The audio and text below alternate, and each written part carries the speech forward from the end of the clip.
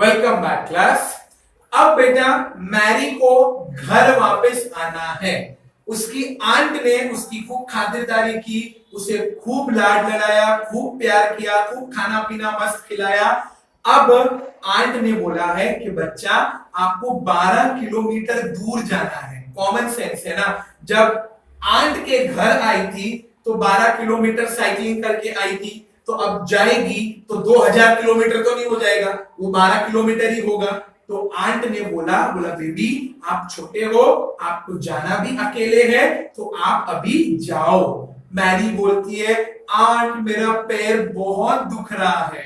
और ये लो सही है, आप अगर साइकिलिंग करते हो और अगर आपने 2 घंटा लगातार साइकिलिंग की है तो आपको पता है थाइस एंड लोअर जो हमारा लेग होता है, नी के नीचे वाला, वो पेन करने लगता है। लेकिन फिर भी मैरी को घर तो जाना पड़ेगा।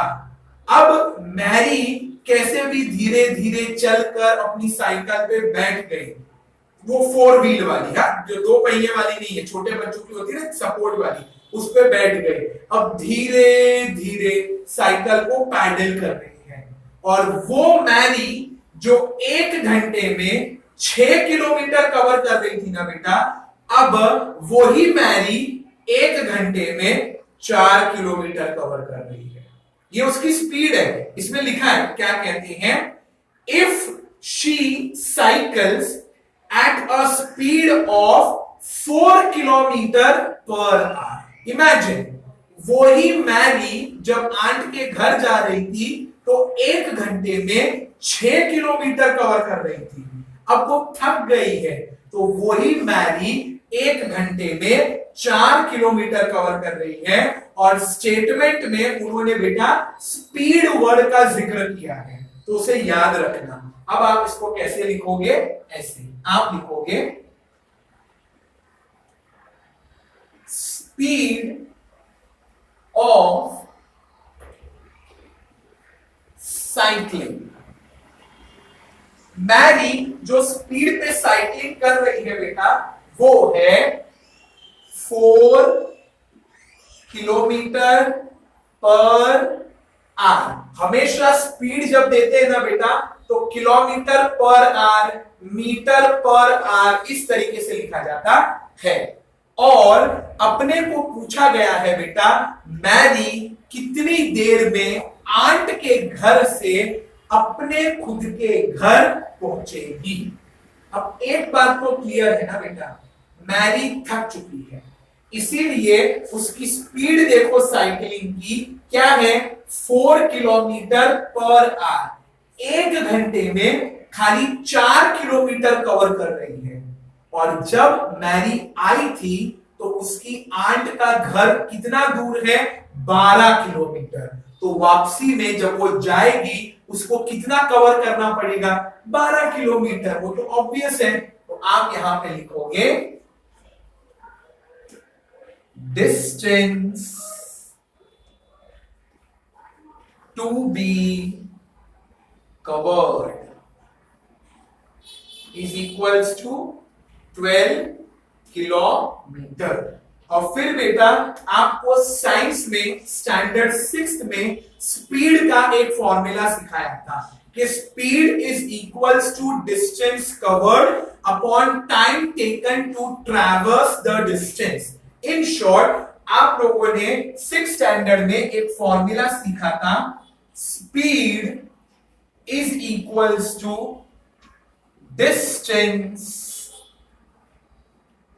upon time। ये स्टैंडर्ड 6th के साइंस में सीख कर आए थे आप। साइंस का फॉर्मूला मैथ्स में काम आ रहा है। अरे बाबा ये मैथ्स का ही फॉर्मूला है जो साइंस में चला गया था, और ऐसा होता है। फाइन, अब आप देखो स्पीड कितना है बेटा उसका, 4 kilometre per hour equal to sign brought down distance कितना कवर करना है बेटा उसको, 12। And do you know the time, sorry we don't know the time. तो स्पीड की जगह पे लिख दिया 4, डिस्टेंस की जगह पे लिख दिया 12, और टाइम मुझको नहीं पता।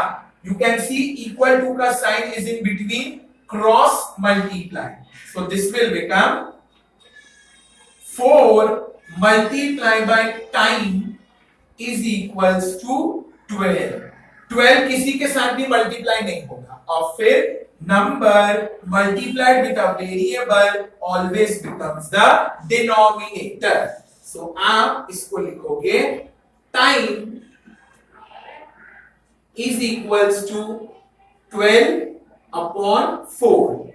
4 1 जा 4 3 जा। Answer Mary will take 3 hours to return back home। Correct. Mary को कुल मिलाकर 3 घंटे साइकिलिंग करनी पड़ेगी, तब जाकर ये छोटी सी बच्ची अपने आंट के घर से अपने घर आ पाएगी। यस और नो बेटा?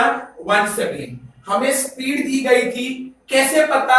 टेक्स्ट बुक में लिखा है कि Mary is cycling at a speed of, speed, तो स्पीड जब दी रहती है ना बेटा, तो किलोमीटर पर आवर, ये यूनिट हमेशा साथ रहता है। So I have written speed of cycling 4 kilometre per hour. और इतना तो बेटा कॉमन सेंस है ना, जब वो गई थी तो वो 12 किलोमीटर साइक्लिंग करके गई थी, तो जब रिटर्न आएगी तब भी 12 किलोमीटर ही होगा ना, वो 11 किलोमीटर या 13 किलोमीटर ऐसा कुछ भी नहीं होने वाला है। तो डिस्टेंस टू बी कवर्ड कितना हो जाएगा?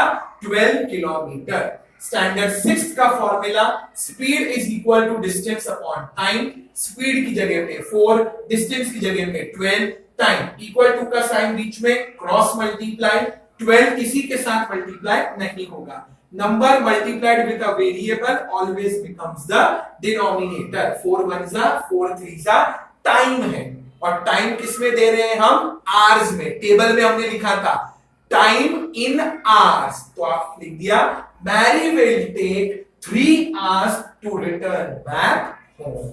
सिंपल। तो इस तरीके से बेटा आपका थर्ड वर्ड प्रॉब्लम भी सॉल्व हो गया। याद रखना, अगर आप इस गलतफहमी में हो कि इनवर्स वेरिएशन में डायरेक्ट वेरिएशन कैसे आ गया, तो आप अभी तक नहीं समझ पा रहे हो। क्वेश्चन कुछ भी हो सकता है, आपको अपना दिमाग लगाना है और समझना है वो इनवर्स है कि वो डायरेक्ट है। डू नॉट जज the question by it's exercise number, कि पहले 5 डायरेक्ट थे अभी 4 इनवर्स है, ऐसा नहीं होता है।